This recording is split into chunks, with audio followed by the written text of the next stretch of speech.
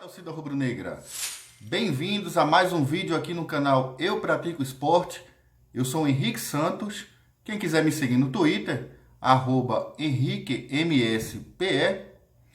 E de bate-pronto já peço aos amigos aí o prestígio de curtir aqui os vídeos, se vocês gostarem, se inscreverem no canal e clicarem no sininho para que vocês recebam as notificações das novidades aqui no canal Eu Pratico Esporte em primeiríssima mão.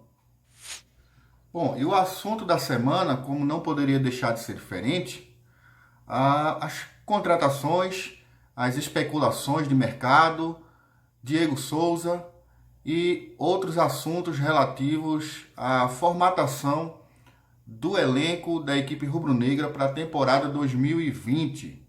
Estamos aí já em meados de dezembro. O Sport já fez algumas contratações, né? Já falamos no vídeo anterior. O goleiro Carlos Eduardo, o volante Betinho. Foi anunciada também a contratação do meia Jean Patrick, que estava na equipe do Cuiabá. E o perfil aí de contratações, né, da diretoria está muito clara, né? Está muito claro o perfil, que são jogadores que disputaram, né, com o Sport aí, alguns deles até jogaram contra o Sport, né, e foram razoavelmente bem. A diretoria observou, né, juntamente com a comissão técnica, esses jogadores são apostas de baixo custo, né, alguns vieram até de forma gratuita para o Sport, e são jogadores que não são tão jovens assim, né, estão aí na faixa dos 27 anos, e já não são jogadores assim muito veteranos, mas também não são jogadores especificamente jovens, né? Então, essas foram as primeiras contratações anunciadas aí pela diretoria. A gente tem que analisar no viés da seguinte maneira, né? Estamos ainda em dezembro da temporada do ano anterior, né? Seria muito difícil imaginar que o Sport já faria algumas contratações de impacto. Há quem diga que até o início do Campeonato Brasileiro, ali abril, maio, o Sport ainda siga sem fazer essas grandes contratações, se é que vai fazer, né? A gente também não tem bola de cristal para adivinhar, né, quais são os jogadores que serão contratados.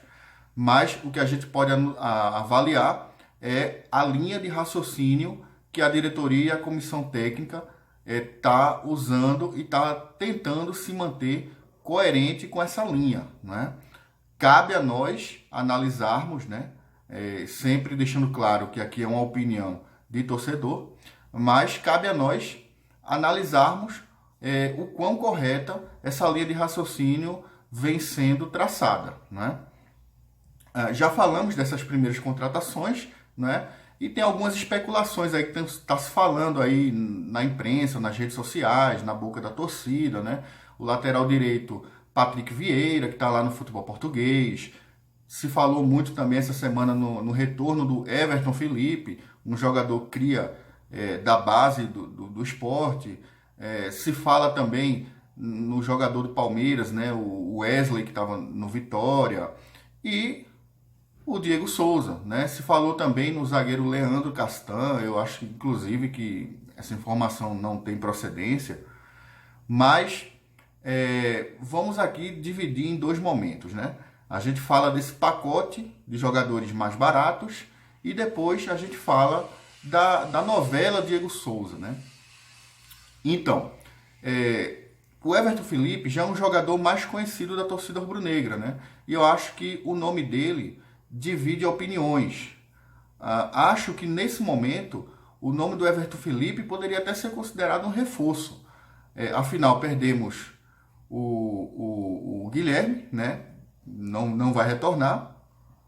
Ainda tem a situação do Yuri, que a gente não sabe se fica ou não, né? E eu considero o Everton Felipe um jogador que provou mais do que o Yuri, né?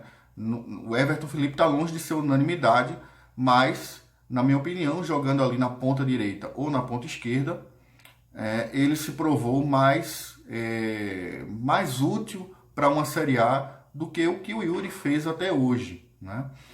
E a gente pode até considerar um reforço.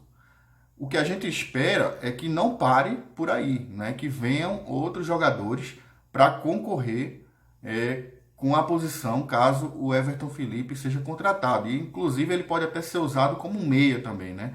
E mesmo como meia, que hajam outros jogadores no elenco com capacidade de disputar a posição no time titular. Mas está muito óbvia a linha de contratação, respeitando o planejamento financeiro, não é?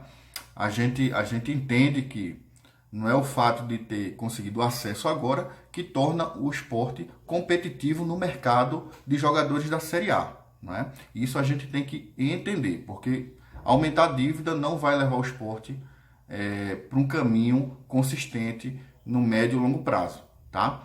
Então, essas primeiras contratações e especulações, né? O lateral Patrick, por exemplo, é um jogador que teve um certo destaque, tá? Mas eu diria assim, para o nível de uma Série B, certamente seria uma grande contratação. Para uma Série A, seria uma aposta, né?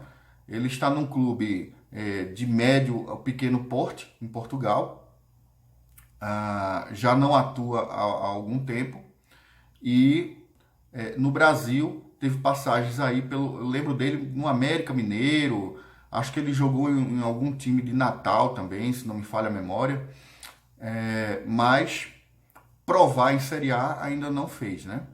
Mas é uma posição que o Sport está muito carente. Se não renovar com o Raul Prata, praticamente só tem um garoto da base, o Everton, né, para a posição. E é uma posição que o Sport precisa ficar atento, porque laterais hoje em dia tem um papel fundamental no esquema tático, né? A gente viu na temporada passada, em 2018, o quanto o Sander fez falta naquela reta final, né? E o Sander não é nenhum Roberto Carlos, né? Mas é uma posição que taticamente tem uma função importantíssima na equipe, e acho que o Sport tem que resolver o problema das laterais já agora no início da temporada, tá? Precisa de um lateral esquerdo também, para disputar com o Sander a posição. Passando agora outro ponto, né, do perfil aí traçado pela diretoria. Quem não ouviu ainda a entrevista do Wanderson Lacerda aqui no canal Eu Pratico Esporte, procure aí o vídeo, né, que saiu ontem, na sexta-feira, a entrevista do Wanderson Lacerda ao Alessandro Matias, né, onde o dirigente rubro-negro colocou, né, que o nome de Diego Souza foi discutido pela diretoria e comissão técnica e foi rejeitado, né? A gente precisa entender melhor o processo para poder fazer uma avaliação mais concreta, né? Lógico que o furor da torcida em rede social por Diego Souza, né, o barulho ia ser grande, né? Afinal, principalmente a torcida mais jovem, né, menos de 30 anos aí, tem o Diego Souza como um grande ídolo, uma grande referência por tudo que ele fez nos últimos anos pelo esporte, né? 2014, 15, 16, 17.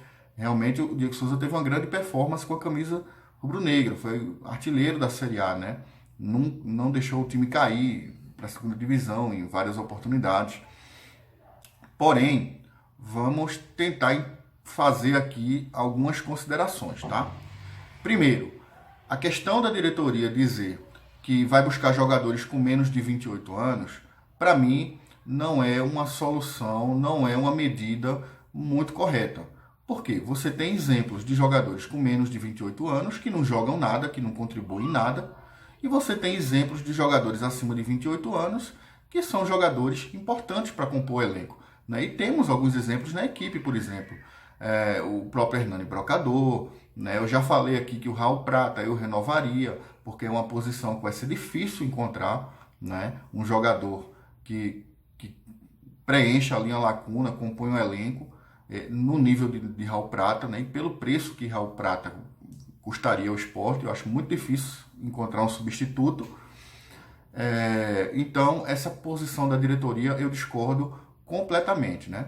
E até acho que a diretoria deveria unificar o discurso, né? Porque lembro que há algum tempo atrás, há pouco tempo atrás, menos de 10 dias, ouvi uma entrevista do presidente Milton Bivar ao podcast Embolada, né? Do Rembrandt e do Cabral, onde o mandatário rubro-negro afirmou, né, expressamente que por 100, 150 mil ele traria o Diego Souza, né? E agora o que a gente viu aí na entrevista do Vandessa ao Alessandro é que talvez nem por esse preço a diretoria contratasse o Diego Souza, por ele não se encaixar no planejamento, talvez tático, talvez o que o treinador Guto veja, né, dentro de campo.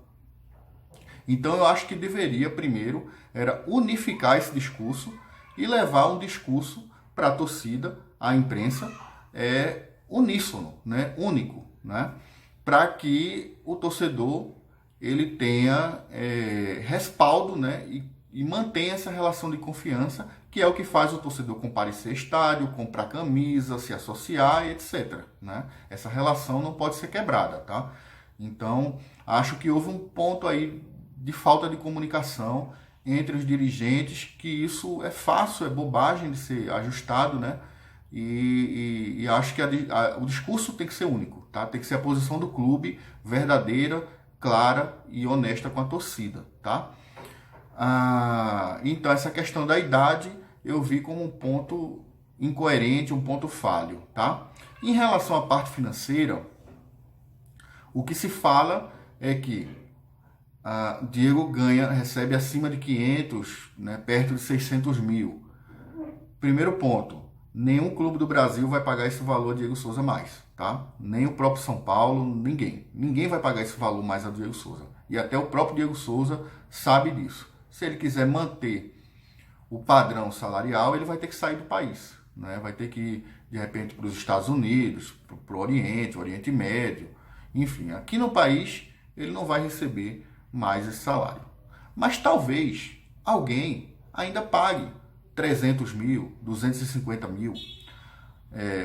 A gente poderia pensar aqui, por exemplo, uma equipe como Coritiba, como Bragantino, né? Poderia oferecer esse salário ao Diego Souza, tá? Se isso acontecer, eu acho que o esporte não tem que se meter, tá? Porque eu acho que hoje o Diego Souza, ele não é um jogador para receber mais de 200 mil, tá? Eu acho que um patamar salarial aí na faixa dos 150 a 200 mil, eu acho que daria para trazer, porque ele agregaria valor e peso técnico ao elenco, tá? E dificilmente